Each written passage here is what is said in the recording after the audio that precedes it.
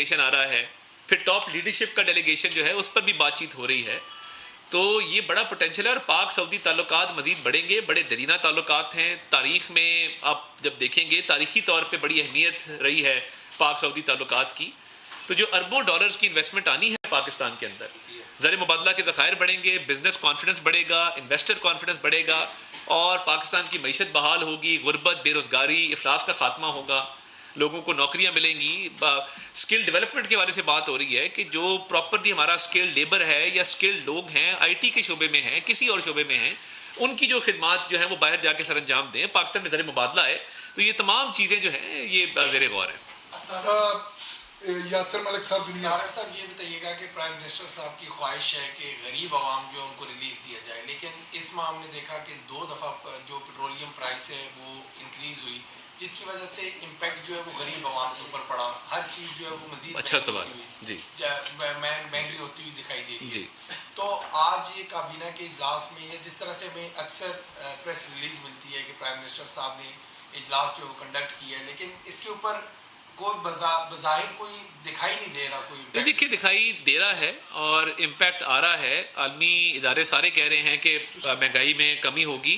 اچھا, اب پیٹرول کی پرائس پہ آ جائیں. پیٹرول کی پرائس کیوں بڑھی؟ ایک دفعہ بڑھی, ڈیزل کی شاید ہو سکتا ہے کوئی ایک آدھی دفعہ زیادہ بڑھی ہو, مگر یہ کیوں بڑھی پیٹرول اور ڈیزل کی پرائس؟ اس لیے کہ عالمی سطح میں تیل کی قیمتیں اوپر چلی گئیں غزہ کی اور فلسطین کی سچویشن کی وجہ سے. اگر یہ ایسکلیشن نہ ہوتی اور یہ خطے کے اندر یہ حملے نہ ہوتے تو تیل کی قیمت اس بحران کی وجہ سے اوپر نہ جاتی جو گئی ہے. اس بحران کی وجہ سے یہ بحران آیا ہے تو عالمی سطح پہ قیمت اوپر گئی, جس کی وجہ سے پھر پاکستان پہ اس کا اثر پڑتا ہے. ادروائز حکومت کی پوری توجہ ہے, اور دیکھیے اگلے چند ماہ کے اندر آپ بہتری آپ کو نظر آئے گی. پی آئی اے کی پرائیویٹائزیشن تیزی سے چل رہی ہے, اس سے بڑا فرق پڑے گا. جو آپ اور میں ٹیکس کا بوجھ برداشت کرتے ہیں, 800 ارب روپے کا خسارہ ہے سالانہ, 80 ارب روپے کا خسارہ ہم برداشت کرتے ہیں. تو جب یہ نجکاری ہوگی, ایئرپورٹس کی آؤٹ سورسنگ ہوگی, پی آئی اے کی نجکاری ہوگی, ایف بی آر کی ڈیجیٹلائزیشن ہوگی, اور یہ تمام معاملات ہیں جن کا آئی ایم ایف سے کوئی تعلق نہیں. میں پہلے بھی اس پہ بات کرتا ہوں, یہ ہم نے خود کرنے ہیں. اخراجات کم ہوں گے, اور یہ تمام چیزیں جب آگے چلیں گی تو اس میں بہتری آئے گی, اور انشاءاللہ تعالیٰ تمام جو ہیں اس وقت پروجیکشنز آ رہی ہیں وہ ساری پازیٹیو ہیں. جی لاسٹ کوسچن عثمان صاحب, دو تین چھوٹی چیزیں. ایک تو یہ بتائیے گا نون کافی لینا تھا وہ سارا منظور ہوا یا ڈیلی ہوا, اس کے آئٹم پہ بتا سکتے.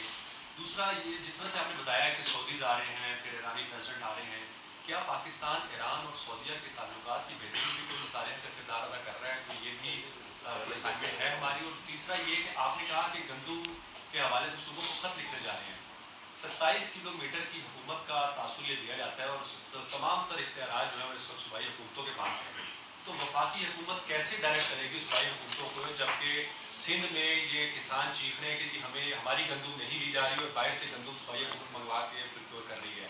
کس طریقے سے ان چیزوں کو مینیج کریں گے, کیونکہ یہ عوام سے ریلیٹڈ معاملہ ہے, یہ گلے پڑے ہیں. دیکھیں جو فوڈ سیکیورٹی کا محکمہ ہے, وزارت ہے, گندم ایکسپورٹ اور امپورٹ کرتی ہے وفاقی حکومت. صوبائی حکومتیں چینی یا گندم وفاقی حکومت کے بغیر اگر وافر ذخائر بھی موجود ہوں وہ ایکسپورٹ نہیں کر سکتے, اگر کمی ہو تو وہ امپورٹ باہر سے نہیں کر سکتے.